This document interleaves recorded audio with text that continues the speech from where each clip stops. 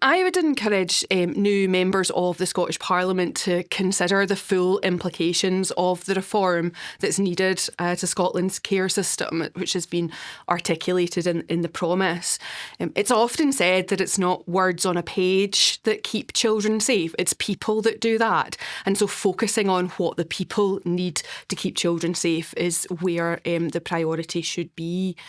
The legislative framework is there. It could certainly do with rationalising and simplifying, but we certainly don't need any new complexity in the framework.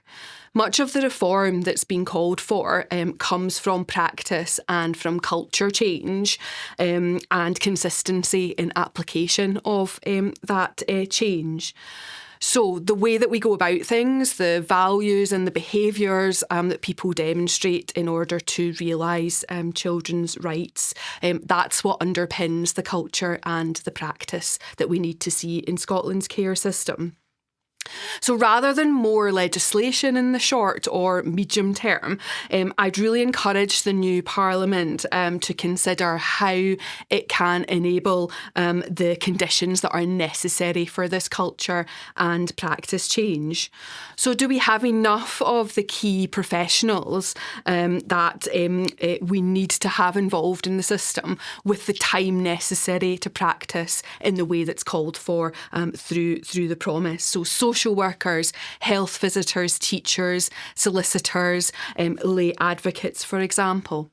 And do we have the guidance that's necessary for these people to practice in the way that we need them to on a nationally consistent basis?